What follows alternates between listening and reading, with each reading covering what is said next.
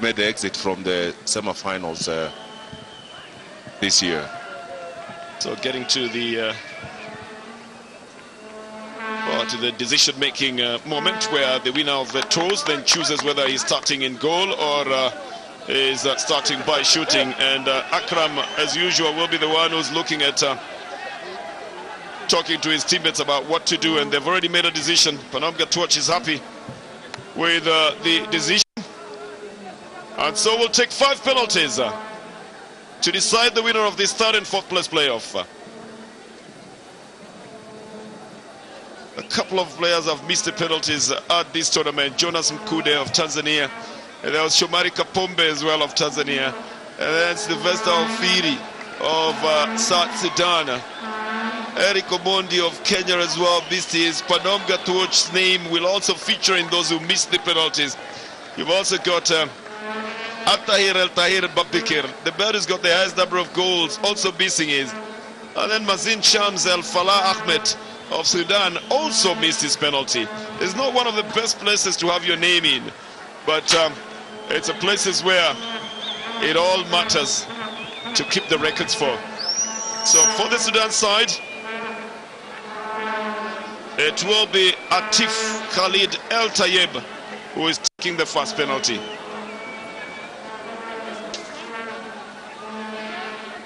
And Sudan deciding to be the first ones to kick, so Atif El Sayed.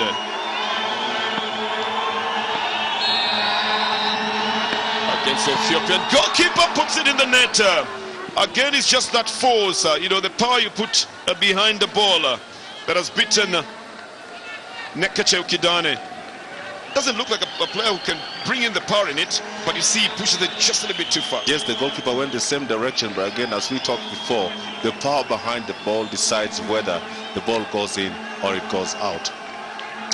Panam, well, the reaction just tells you from the goalkeeper, the regular goalkeeper, that would have been one that he could have gotten to, but he didn't. So it's Panam Gatwatch who will be taking his penalty now. Abel Mamo is the other goalkeeper, the one who's sitting on the side and watching this unfolding. So for Ethiopia, it is Panam Gatwatch. He missed one, he's got a chance to redeem himself here. Ooh, look at that pose. Like in, are you really going to try to stop me? That's what he seems to be telling himself. Panam Gatwatch! And he'll get the biggest cheers at the National Stadium in Addis Ababa because he finally puts it in where before he failed to do it. Well, he sends Mustafa Mohammed on the wrong side. Well executed ball. I think he looked at his eyes, knew very well that in fact it's not Mustafa, it's Akram Salim sending him to one side and putting Ethiopia on level terms.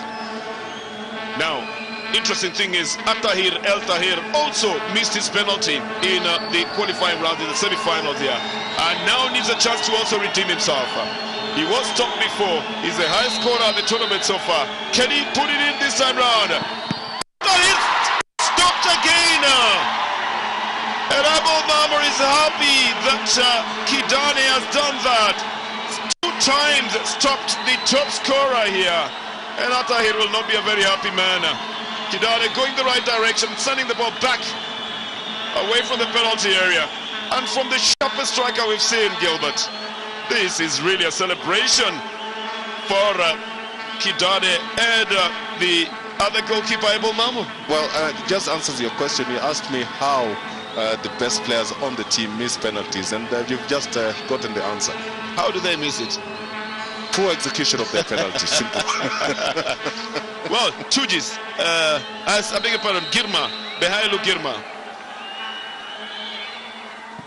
And Girma makes a nice little one into the net, throws this one into a lot of celebration from the fans. And Ethiopia take the advantage in at least the 2 penalties that have been taken. Right foot penalty. I think the goalkeeper was beginning to go onto the left side, has to turn back quickly, by which time it's already gone into the net. Child's play, Bernard. I mean, you look at the way the penalty was taken, it was so casual, and he knows that he has a very tall goalkeeper, and it takes him time to get down to the ground, so he puts the ball, rolls the ball on the ground. Well, we've got another Sudan penalty coming in. Mohamed Koko Abdallah. Now, Koko's looking very casual and looks very confident as well in the way he wants to take it. Koko! He's got the power, he's got the speed as well, but he also sends the ball spiraling in, so it doesn't go in as fast, but it doesn't go in as slowly as well, Gil. But that's a good touch as well. It's a good touch to him. He knows the keeper will definitely move, and he just plays with his, his eyes, sending the keeper to one side and dropping the ball into the upper 90 of that net.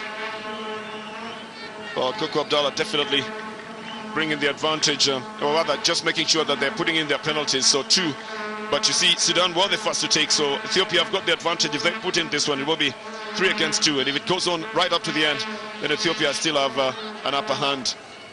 And this should be Barakat who's getting ready. Oh, well. I think it's the number 19 who comes in and puts it in the net. It is Adisu Tesfaye, number 19. Oh, he gets some new admirers here. And Adisu Tesfaye, the substitute for the Ethiopian side, confidently puts his past the goalkeeper Akram El Hadi Salim. At this point, every penalty is crucial. Should the Sudan side miss this one, and it will be all over for them if Ethiopia put in the next one. At the moment it's 3-2 to the advantage of Ethiopia.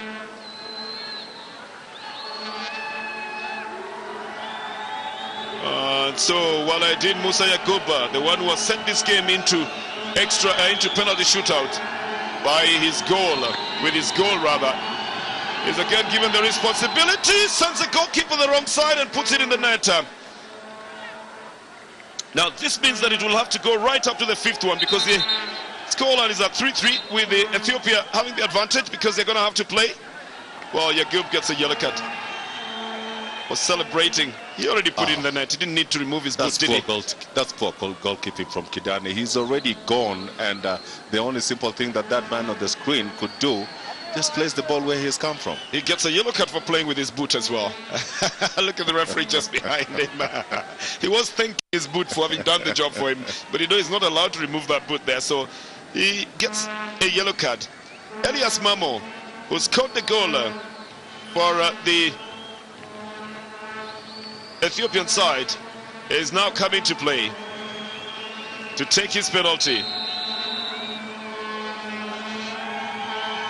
And Mamos is in the net, so Ethiopia have a definite advantage here. We're just going to go to play the last ones, but the joy from the fans here is immense.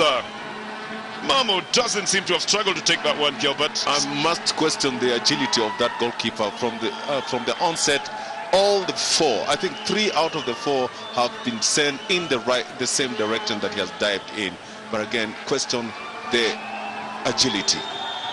Well, the goalkeeper himself then. Now you will question his prowess as a striker, would you? It's Akram. Akram puts it in the net.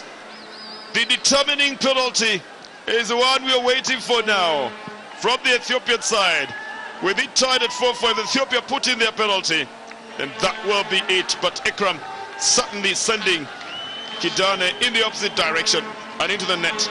But I think they will prefer not to have the goalkeeper take their penalty.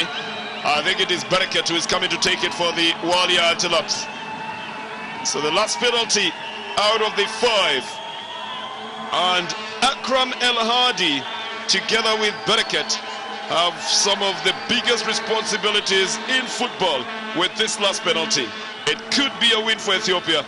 It could be an escape for the Sudan side. And Barakat could turn into a superstar if he puts it in the net. So 4-4 and the final penalty. And Barakat has put it in the net. Ethiopia will take the 3rd position in this one from the Sudan side. But again, through penalties that have been such a characteristic of the games that we have seen at the National Stadium in Addis. Very well taken penalties as well, Gilbert. Absolutely, Bernard. Those are well-taken penalties, and I think it called onto the nerves of those players, especially the responsibility that was bestowed upon the number 10, who has been very, very instrumental in attack, not scoring when required, but again, picked on Yisak Bereket at the very opportune time to send Ethiopia into third place in the 2015 DSTV Senior Challenge Cup. Well, brilliant then. So Bereket becomes a superstar and wins it for the Ethiopians.